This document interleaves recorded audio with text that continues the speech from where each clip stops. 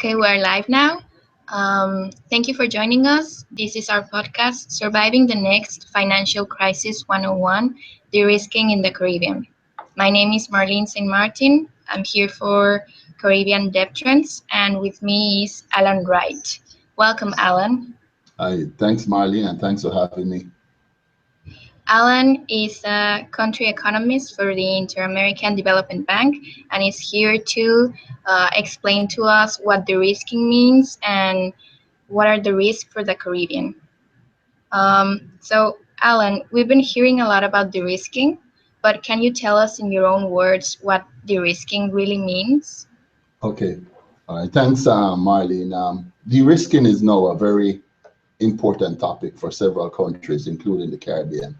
But really, in describing de-risking, it involves the termination or the restriction of business relationships with certain categories or classes of customers, and is really an attempt to avert risks related to anti-money laundering and the financing of terrorist activity. Now, for the Caribbean, a number of banks in the Caribbean have experienced this termination or restriction of service with international correspondent banks. And our situation, while might not directly result from money laundering or the financing of terrorist activity, it really involves the region is being considered as either high risk or unprofitable.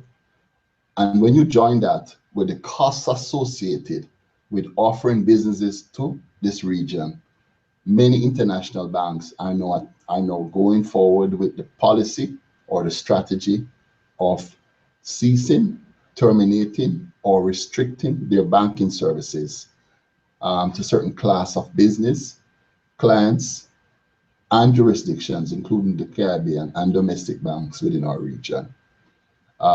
So what is now happening? The Caribbean has now experienced a termination, a reduction, or a restriction of services by international correspondent banks with our respondent banks, largely because of cost-related issues, issues that we are perceived as being high risk, issues that our business is no longer considered because of the small nature of our business as being largely unprofitable, and therefore these banks are withdrawing or limiting their service to us.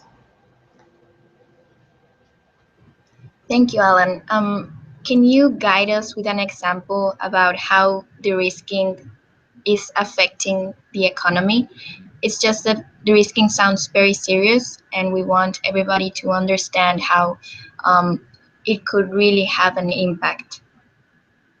All right, well, let me first explain to you. De-risking, while it involves the termination and restriction of service, it really comes at the heart of the whole issue of globalization and technology, which allows countries to conduct business with each other despite the distance between them. Correspondent banks who are de-risking normally facilitate this international transaction by providing access to global payments and financial systems. Such transactions may include remittances, credit card payments, foreign direct investment, and international trade in goods and services.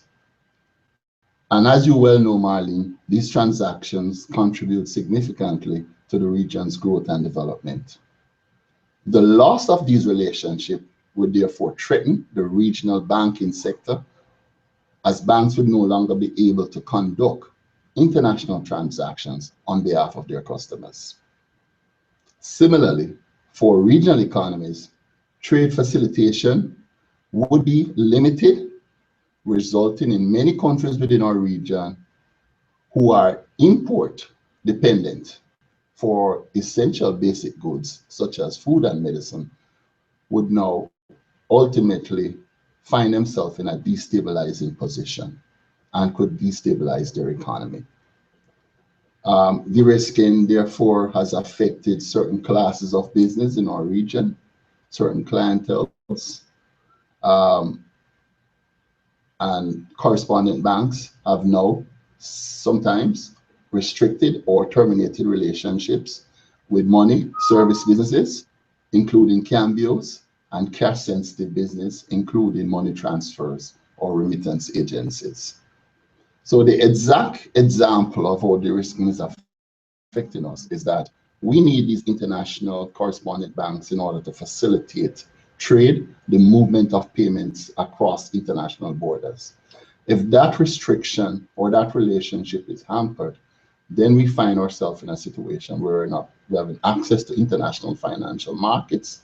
We're not able to do basic things like remittances, the transfer of payments. We're not able to pay for goods and services, and even other transactions such as credit card payments, which are fake, or foreign exchange status, or foreign exchange reserve status, will be stymied or be limited.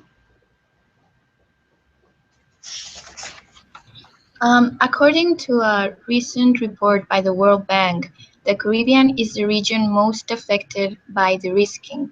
Could you tell us why this is, and are there any factors that contribute to the Caribbean being affected by the risking? Yes. Well, this is quite unfortunate. The World Bank survey, as you referred to, came out, was conducted in November 2015, and it revealed, as you rightly said, that the Caribbean was one region that appeared to be more severely affected by de-risking strategies adopted by international banks. A number of banks in the Caribbean has recently experienced terminations of relationships with international correspondent banks. And while this may have resulted from money laundering or the financing of terrorist activity issues, many large international banks consider their business with the region as high risk or no longer profitable. And then when you pair that, or when you associate that with the cost of doing business with this region, because our region is so small and the number of volume of activities that we are doing in comparison to other regions, other major regions, is so small, business is no longer considered as being profitable to be done with this region. And the costs are rising. Costs associated with the new standards for Basel standards, new standards for Global Forum standards, new standards for compliance with Financial Action Task Force and other international trendsetters. And therefore, what has resulted in that these international correspondent banks have therefore, because of rising costs and the rising risk of associated with doing business with us, and the fact that our region is now perceived as high risk and no unprofitable, they have now ceased to conduct business with certain class of business and clienteles within our region. Okay. Um, could you tell us what countries and institutions have already been affected by the risking in the Caribbean, and should other countries be worried as well? Well, that's a great question, Marlene. And let me start by considering the Caribbean as a whole. And from the Northern Caribbean, the economies in the Northern Caribbean have been affected, and economies such as Jamaica, they have had their money service businesses or cambios have been affected, as leading banks are now either restricting or may have terminated relationships and are no longer willing to accept foreign instruments or remittances from money service businesses in Jamaica and in the Northern Caribbean.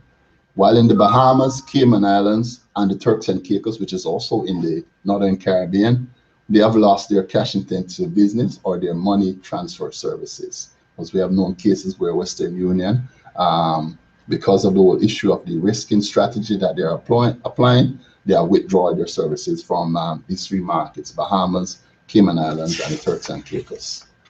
In Belize on the western side, which is also a part of CARICOM but is in Central America, they have had terminations where their leading banks are now not able to do international transactions with leading correspondent banks.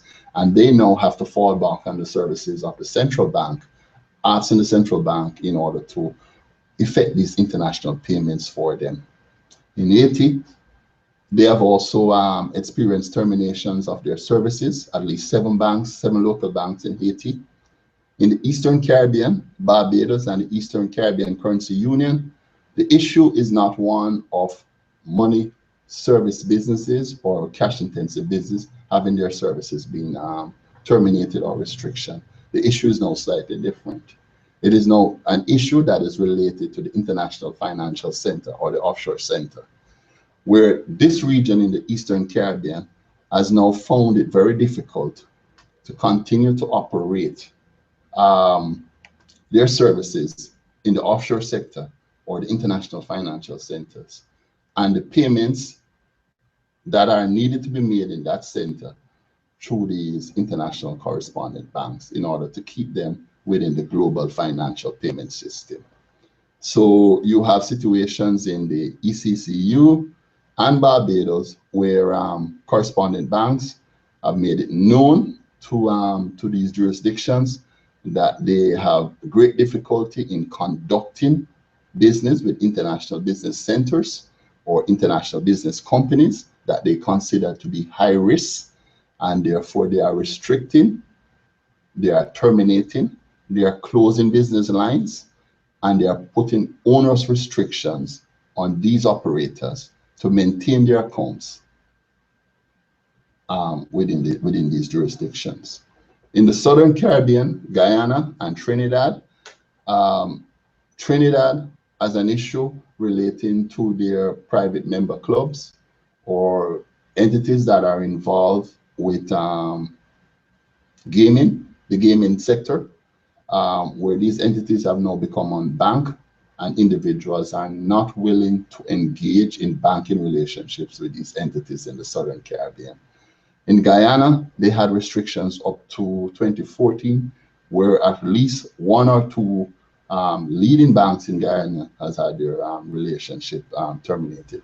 So throughout the Caribbean or CARICOM, in the north, they have been affected in terms of their money service businesses or cambios, as well as their cash intensive business or remittances.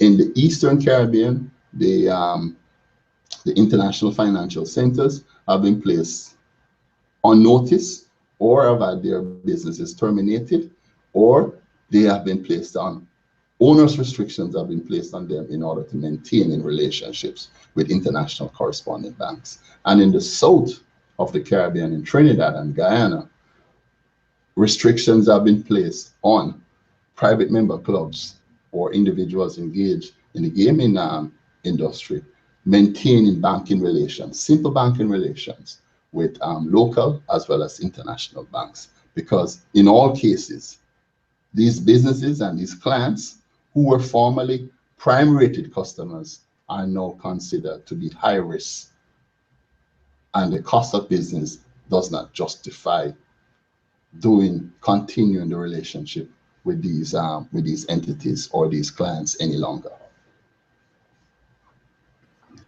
Thank you, Allan. Now that we have established that the risking is a very serious problem for the Caribbean, comes the big question.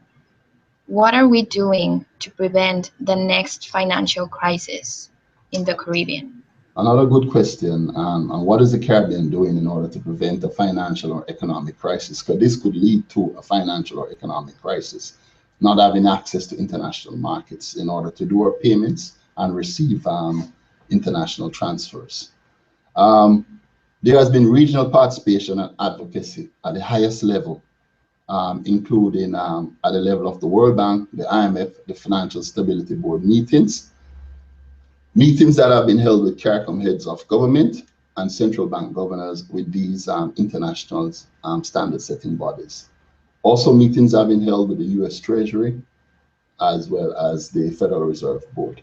All of these meetings have attempted to explain our position to these entities or these organizations, that while we understand what banks may be wanting to do in terms of limiting their risk, our region is one that is generally compliant with global international standards. And we have enacted all of the necessary requirements to maintain ourselves within these international financial payment systems. We are compliant or generally compliant with the Financial Stability Board's assessments or FSAPs. We are compliant with global forums We have engaged in bilateral as well as multilateral conversations and discussions with international bodies as well as international commercial banks and correspondent banks so that we can maintain our relationship. Many entities within the Caribbean or many countries within the Caribbean, not only have they signed off on all of these agreements and are party to all of these standards and are constantly attempting to improve their risk assessment. They have engaged in national risk assessment plans. I know that has been done or being done in some countries such as Jamaica. They have engaged in the improvement of their regulatory standards at the micro level, where the central bank has now increased their staffing as well as their resources towards helping regional respondent banks improve their regulatory standards and at the same time to be compliant with these international bodies or international banks. The CARICOM heads of government has formed a CARICOM Committee on Finance Ministers, and this CARICOM Committee of Finance Ministers was established to monitor developments in correspondent banking relationships within the Caribbean. This committee that has been formed by the CARICOM's finance ministers, by the CARICOM head of government, has been in communication with the US government officials, including Vice President Biden and President Obama, the US Treasury Department, all attempting to clarify the nature of the issues that arise regarding our region and this whole issue of risk, and how we as a body or group of persons can avert this risk towards Caribbean transactions by US regulatory authorities. This committee has determined that the way forward includes alleviating the looming crisis regarding continued access to correspondent banking services by the banking sector in the CARICOM, as they recognize that it requires a regional approach. In a most recent meeting in July 4th to 6th, the CARICOM heads of government agreed to a new approach for establishing or addressing the issue of de-risking. The committee that was headed by the CARICOM heads of government, or the CARICOM Finance Committee, has proposed the establishment of a global forum in the Caribbean to bring the various stakeholders together, including correspondent banks, respondent banks, regulators, policymakers, and non-government organizations, which have been all adversely affected by de-risking. As you know, Allan, our audience, the audience of Caribbean DevTrends, is very invested in the Caribbean. Mm-hmm. Are there any other solutions that we should be pushing for?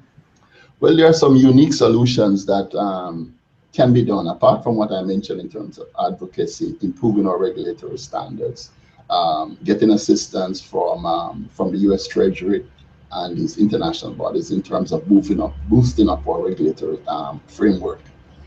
We can do stuff on our own, and stuff has been done by other institutions or other economies, and some of them included the possibility of forming a regional organization that would be engaged in clearing services on behalf of the region.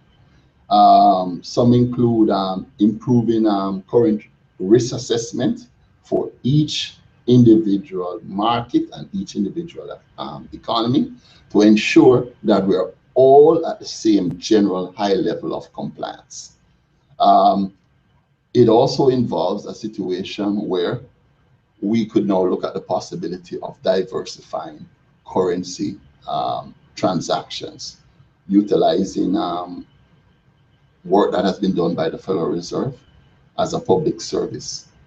So we can make attempts to diversify our transactions to ensure that we are not in a situation where we become totally reliant upon certain classes of transactions or certain types of transactions anymore, and we reduce our dependency on currency transactions. And and become more automated.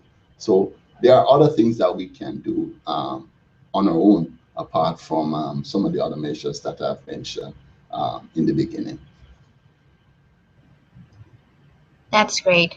Um, Thank you so much, Allan, for answering all our questions. I think we all know a lot more about the risking. Um, Thank you all for joining us. This was first our first podcast, Surviving the Next Financial Crisis 101, The Risking in the Caribbean. See you next time. Okay, thanks for having me.